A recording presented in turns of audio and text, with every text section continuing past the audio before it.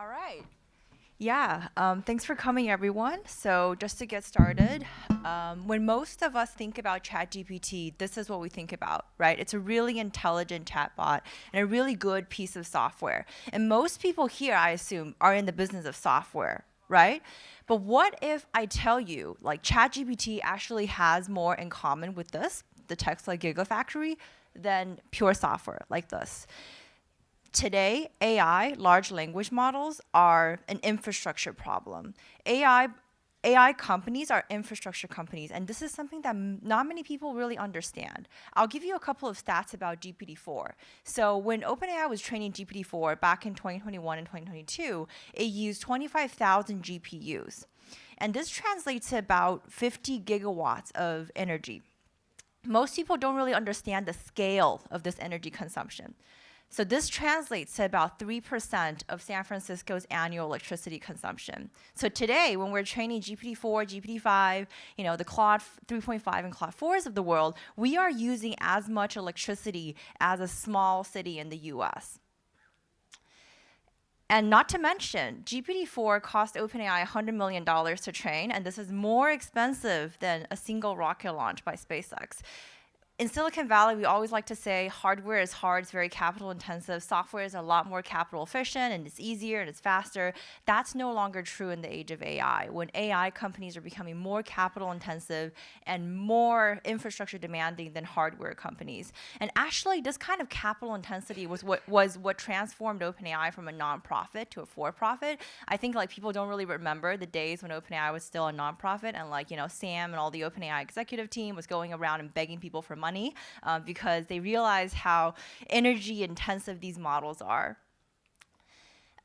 Just to dig into that a little bit more. So what does this mean for the AI industry? Right now, there are two laws or two assumptions that are very popular in the AI world today. One is scaling law, which is the idea that training compute doubles every 6 months. And also we have Moore's law. This is the classic Moore's law, computing costs reducing by half every 2.5 years.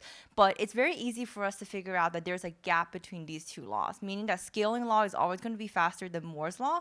And this means that AI models are going to get exponentially more expensive over time. And if you just plot that on a graph, it's actually pretty interesting. So today in 2024, 2025, the cost of training a single AI model is around $100 million, maybe a little bit more than that, a couple hundred million, up to $1 billion for post-training and fine-tuning. But the cost is going up exponentially, right? So, in 5 years' time, it's going to cost us $1 billion and $10 billion to train these models if we were to believe that scaling law and Moore's law were to continue. Now, if you look at some of the large infrastructure / national security projects the U.S. has undertaken, you will see that the Manhattan Project costs about a 1% of GDP per year, and that's about $100 billion. And the Apollo Project at its peak cost 2.2% of the U.S. GDP. And we can imagine a day when training a large language model will cost $10 billion or $100 billion. And, that will definitely demand to have that AI companies have government support in scaling out these compute clusters, right? So about 2 or 3 years ago, VCs already gave up on AI foundation model training because it's too capital intensive, and AI transformed from a field of VC-backed ventures to companies that are backed by big tech giants, right? Only they have the amount of capital to support AI model training. And in the next 3 to 5 years, we're going to see another transformation where AI becomes a public sector backed activity instead of a purely private sector backed activity. And I think people are not realizing this, but a lot of the AI companies, the OpenAIs and the Anthropics of the world, are heavily lobbying DC to allow data center construction as well as accelerate energy production in the US. But at some point around 2035, about 10 years down the line, we're going to reach a point where the cost of training the single largest AI model is going to exceed total US GDP, because GDP grows linearly, whereas model scaling grows exponentially. So this means that at some point, scaling law is going to have to come to an end. There's no question about that. So where are we today? We basically have three paths forward for the AI community. We can continue and double down on the infrastructure side. We can try to find a new architecture or try to do something in between.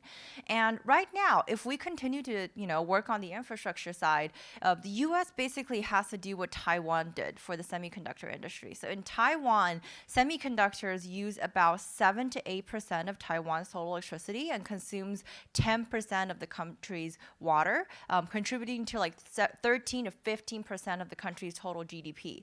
And it's not unimaginable that someday AI is going to consume 10 to 20% of the US's electricity, and maybe 10 to 20% of the country's water as well. Just think about the scale of that infrastructure and like what kind of investment is needed for the scale of transformation. And also something that Silicon Valley people don't want to talk about is that there will be a fundamental clash between the environmentalists, the climate change activists, and the AI community in Silicon Valley if we were to continue down this path of infrastructure build out, because it's not going to look pretty in terms of carbon emissions.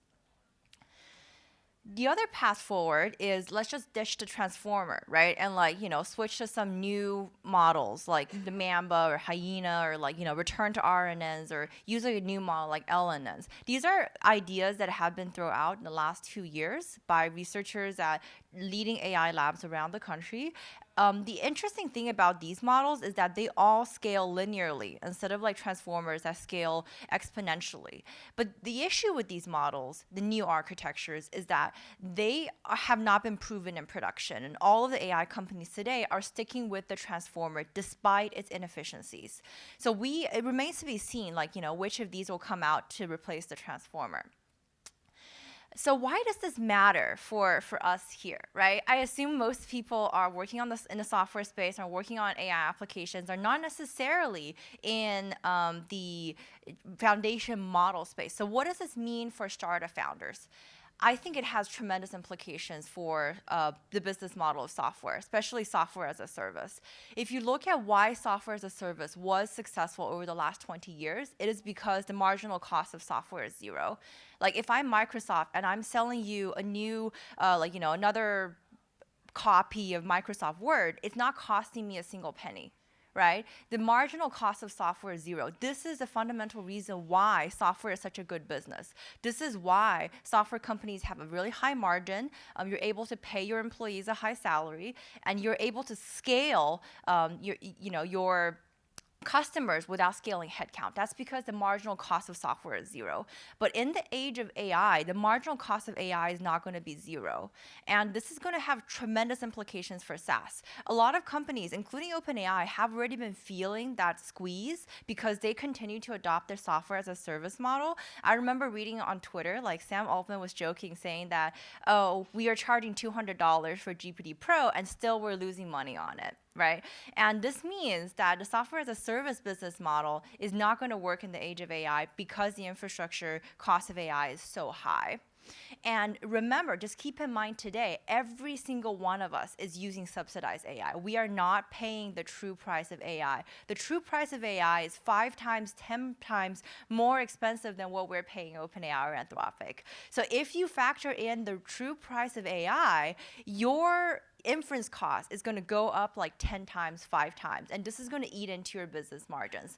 So what does this mean for startup founders? This means that you need to think about what the next business model is and how to provide enough ROI to justify a higher cost. And one of the most common transformations that I've seen as a VC is companies going from a software as a service model to a service as a software model, basically trying to provide software to their customers and charging a higher cost, going after the payroll budget instead of just going after the software budget, because that's not enough to justify your AI inference costs. Like once this gap between, software and AI kicks in, that's when these companies are going to, really feel the squeeze. So, just some food for thought here. I really believe that companies that are able to manage this transformation well are going to be the ones that win in the age of AI. And thank you so much for your time.